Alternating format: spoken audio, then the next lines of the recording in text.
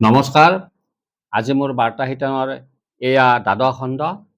এই খণ্ডটিত doctor APJ Abdul Kalam আৰু তেওঁৰ আত্মকথাৰ পৰা এটা কাহিনী আপোনালোকক অৱগত কৰিব বিচাৰিছোঁ।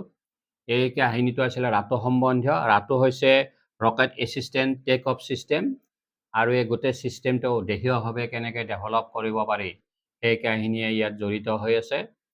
বিজ্ঞানী প্ৰফেচাৰ বিক্ৰম ছাৰভায়াৰ কথা আপোনালোকক বহলাই কোৱাৰ প্ৰয়োজন নাই। তেওঁ মহাকাশ বিজ্ঞানৰ এজন কিংবদন্তি পুৰুষ আৰু তেওঁৰ প্ৰচেষ্টাত তেওঁ নিজ হাতে মিছাইল মেন কালামক গঢ়ি তুলিছিল। এদিনাখন হঠাতে বিক্ৰম ছাৰভায়াই কালামক দিল্লীলৈ জৰুৰীভাৱে মাতি পঠিয়ালে। তেতিয়া কালাম কিছু পৰিমাণে চিন্তিতও হ'ল আৰু সেই নিৰ্দেশৰ পিছতে কালাম গৈ দিল্লীত উপস্থিত হ'ল। উপস্থিত হোৱাৰ পিছতে কালামে ব্যক্তিগত সচিবৰ সৈতে ছাৰভায়াৰ ব্যক্তিগত সচিবৰ সৈতে যোগাযোগ কৰি তেখেতক লগ কৰাৰ এটা সময় ধাৰ্য কৰি লয়। তেতিয়া পুৱতি নিশা 3:30 বজাত এই সময় দিয়া হৈছিল। কালামে চাই দেখিছিল যে এতিয়া 1 বাজিছে আৰু 2 ঘণ্টাৰ পিছতে ছাৰভায়াৰ সৈতে লগ হ'ব। কালামৰ সৈতে সেই ৱেইটিং ৰুমতে আন এজন ব্যক্তিও বহি আছিল, সেয়া কালামৰ অপৰিচিত। অৱশেষত যথাসময়ত ছাৰভায়ে দুয়োজনকে তেওঁৰ কোঠালৈ মাতি নিয়ে। তিনিওজনে একেলগে বহি চিনাকি হয়। তেতিয়াহে কালামে বুজি উঠিছিল যে সেই তেওঁৰ লগত বহি থকা ব্যক্তিজন অইন কোনো নাছিল, তেওঁ হৈছে VS নাৰায়ণন আৰু এয়াৰ হেডকোৱাৰ্টাৰৰ পৰা অহা এজন গ্ৰুপ কেপ্টেইন।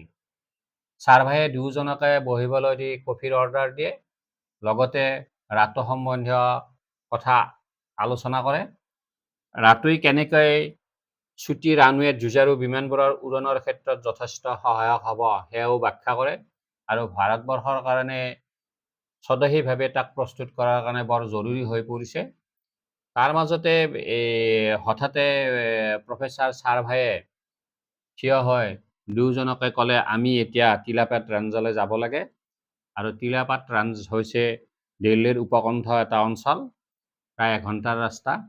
তিনিওজনে অৱশেষত গৈ তিলাপাত ৰেঞ্জ পালে আৰু সেই ৰেঞ্জত ৰাছিয়াত নিৰ্মিত ৰাটো এখন তাত আছিল আৰু প্ৰফেচাৰ ছাৰভায়ে দুয়োজনকে সেই ৰাটোখন সম্বন্ধে বহলাই কয় আৰু লগতে এই কথাটোও কৈছিল, মই যদি তোমালোকক ৰাছিয়াৰ পৰা এই প্ৰণালীৰ মটৰ আনি দিওঁ, তোমালোকে 1.5 বছৰৰ ভিতৰত ইয়াক প্ৰস্তুত কৰি দিব পাৰিবানে? তেতিয়া কালাম আৰু নাৰায়ণনে একেমুখে কৈ উঠিল, এয়া সম্ভৱ হ'ব, আমি ইয়াক দেশীয়ভাৱে নিৰ্মাণ কৰিবলৈ পাৰিম। এই কথাত প্ৰফেচাৰ ছাৰভায়া যথেষ্ট উৎফুল্লিত হ'ল, যথেষ্ট আনন্দিত হ'ল। তাৰপিছত সেই পুৱতি নিশাই উভতি আহি হোটেল অশোক পায়। তাতে কালাম আৰু নাৰায়ণক নমাই থৈ প্ৰফেচাৰ ছাৰভায়া আন এখন নিৰ্ধাৰিত মিটিঙলৈ গুচি যায় আৰু সেই মিটিংখন আছিল প্ৰধানমন্ত্ৰীৰ বাসভৱনত। কালামে সেই দিনটোতে বাতৰি চাই থাকোঁতে হঠাতে কালামৰ কাণত পৰিল আৰু যে কালাম ভাৰতবৰ্ষই দেশীয়ভাৱে ৰাটোৰ উৎপাদনৰ কাৰণে এক প্ৰকল্প হাতত লৈছে আৰু এই গোটেই প্ৰকল্পটোৰ দায়িত্ব কালামৰ ওপৰত ন্যস্ত কৰিছে। তেতিয়া কালাম আনন্দিত হয়, উৎফুল্লিত হয় আৰু চিন্তিতও হয়। কালামৰ আবেগ যি সৃষ্টি হৈছিল সেই আবেগ আছিল সন্তুষ্টিৰ আবেগ, কৃতজ্ঞতাৰ আবেগ আৰু লক্ষ্য পূৰণৰ আবেগ। কালামে স্বদেশী ৰাটোৰ মটৰৰ কেনেদৰে বিকাশ সাধন কৰিব পাৰে সেই লৈ তেওঁৰ ধাৰ্য কৰি দিয়া, নিৰ্দিষ্ট কৰি দিয়া দলটোৰ সৈতে দিনে নিশাই কাম কৰিবলৈ ধৰে। লাহে লাহে ৰাটোৰ কাম আগবাঢ়ি যাবলৈ ধৰে। সেই সময়ত ৰাটোৰ বৰ জৰুৰীভাৱে প্ৰয়োজন হৈছিল ৰাটো মেচিনৰ।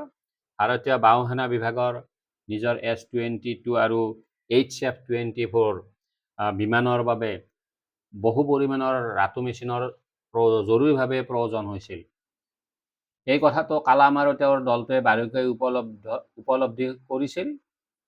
1962 আৰু 1965 চনৰ যুদ্ধৰ পিছত ভাৰতবৰ্ষৰ কাৰণে প্ৰতিৰক্ষা সামগ্ৰী আৰু অস্ত্ৰ-শস্ত্ৰৰ আত্মনিৰ্ভৰশীল হোৱাটো বৰ জৰুৰী হৈ পৰিছিল, তাৰ কোনো বিকল্প নাছিল।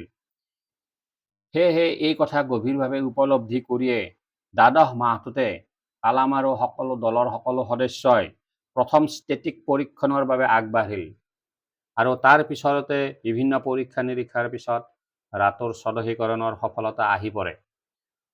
1972 চনৰ 8 অক্টোবৰৰ দিনা উত্তৰ প্ৰদেশৰ বেৰেলী এয়াৰফ'ৰ্চ ষ্টেচনত ৰাতৰ সফল পৰীক্ষণ হয় আৰু ইয়াত সফলতাই সকলোকে আনন্দিত কৰে।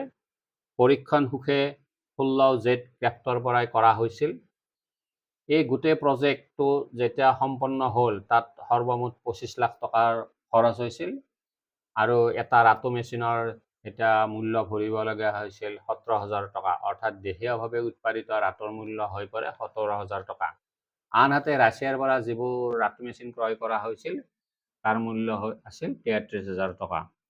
অৰ্থাৎ এই বিজ্ঞানীসকলৰ প্ৰচেষ্টাত কালামৰ প্ৰচেষ্টাত ভাৰতবৰ্ষই মুদ্ৰাৰ ৰূপত বৈদেশিক মুদ্ৰাৰ ৰূপত যি কোটি কোটি টকা খৰচ হৈছিল সেয়া সম্পূৰ্ণৰূপে ৰাহি হয় আৰু এই ক্ষেত্ৰত প্ৰফেচৰ বিক্ৰম ছাৰভেয়াৰ প্ৰচেষ্টা দেশবাসীয়ে সদায় স্বীকাৰ কৰিব লাগিব।